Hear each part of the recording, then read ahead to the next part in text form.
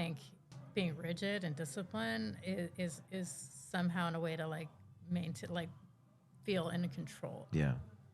So I think that's where that came from. But again, it served me, right? It really served me. There was nobody more disciplined than me. So Nice. What makes a great coach great? I think what makes a great coach great is having a vision also, and Having a clear goal, right? having clear goals, but also being able to adapt to each student's psychology, because everybody has different psychology. You know, I found that with my students. It's not sexist to say that there's a difference between male and female fighters. There really isn't. So you have to like kind of like treat them like in some case, let's just say Every person's individually. different. Everybody's different individually. Okay. So I think sometimes you have to, like, being super rigid and super hardcore with like one student will not work with another student. Right. Everybody's different. Yeah. I generally was a pretty soft-spoken coach, and I wasn't like you know, yelling and screaming and like trying to get people motivated all the time. I was pretty like calm and cool, but some people needed a little bit more of a kick in the ass, and some people needed a little bit, you know, being a little softer with them. So, so I guess to sum it up, adaptability to each student, you know. Having a clear goal and adaptability for each student. Yeah, of course needs. you're going to have your own style, right? You're going to have your own style. You can't like not be you when coaching, but... Do you miss coaching? Yeah, I liked coaching a lot. I liked coaching a lot more than I thought I would, because I was used to being an athlete. When was the last time you coached? It's been a while.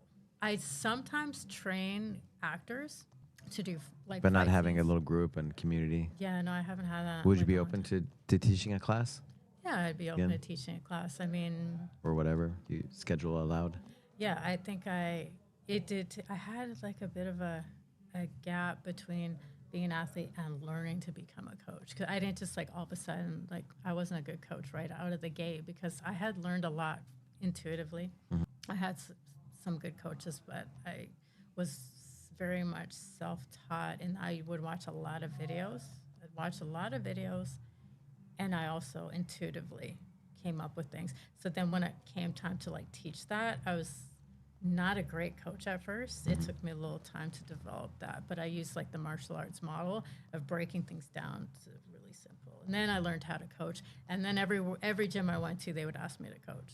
Yeah, simple, compound, complex, like the same tack with the learning, right? Yeah. The way people learn. You know, when I first met you, we talked about, you know, like you every time you do jiu-jitsu, you would get hurt or, you know, something like that.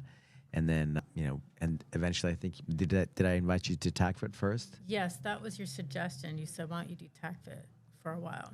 And so then I went full into TACFIT, and now I've been doing it for 8 years, I think. Yeah. But I love TACFIT. And you went to Canada or went somewhere, and you're like, man, it's just not the same. My life isn't the same when I don't do TACFIT. No, because pretty much they only have like CrossFit gyms in other cities. You know, they don't have TACFIT, and I wish I'd love to see TACFIT.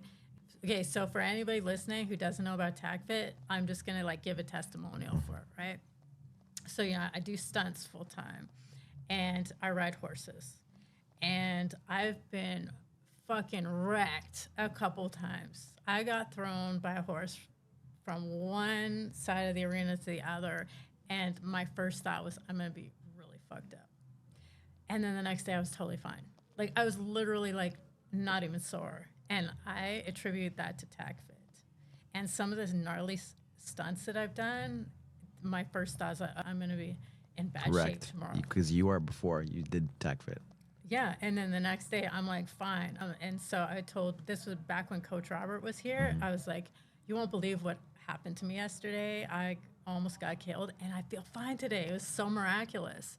So yeah, any sport or any activity that you do, I think that TACFIT's a really great base. I imagine for jiu-jitsu, it's like for everything, right? Base, yeah. So even if you don't do any martial arts, just life, right? It makes you better at life. Yeah, just the mobility and like the injury prevention for me has been invaluable. So yeah, I'm like a huge proponent for TACFIT. Thank you. Yeah, let's spread that around the world. Yeah, so if I go traveling somewhere, I can do TACFIT. Yeah, that's and like doing it by yourself, and whereas in a group, it's like always more fun, always better in a group or for some. You know, Do you find the same? Oh yeah, I'm actually kind of lazy.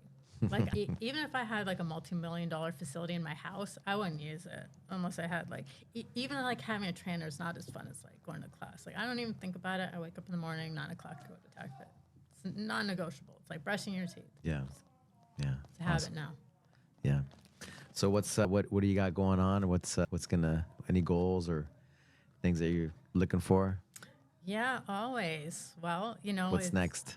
It's been very slow in the film and TV industry in LA lately since the strike, and that is Strikes, right? yeah, it never picked up after the strike, so that's a whole other conversation. But I am really focused now on writing and directing, filmmaking.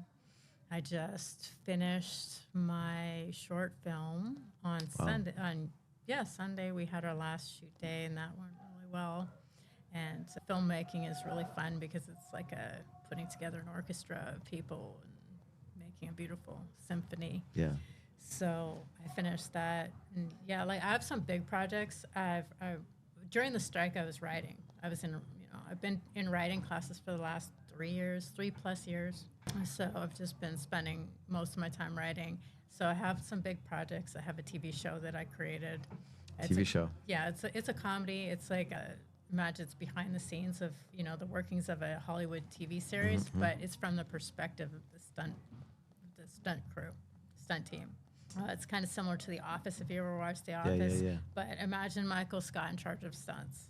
So that's my TV series, and then I wrote a movie that's like a Western. And so I'm working on these big projects. So I have these big projects that are I'm trying to support those projects by gaining experience as a director myself. So I'm doing smaller projects of my own and just keeping it going, keeping it moving forward. Awesome. Yeah. Awesome. How can people find out about you and the things that you're doing? Well, I'm pretty active on Instagram. So at VaiaZaganas.com, or at Vaia Zaganas, I guess. VAIA. ZAGANAS. So that's the best place to find me, and I'll respond if you send me a message. Thank you, Vi. Thank you so much. Thank you so much. Yeah. Thanks. I was going to say I love coffee dates, but I had water, so. Thank And you you had for your the coffee before. Yeah, thank you for the conversation. Thank Appreciate you. you. Thank you.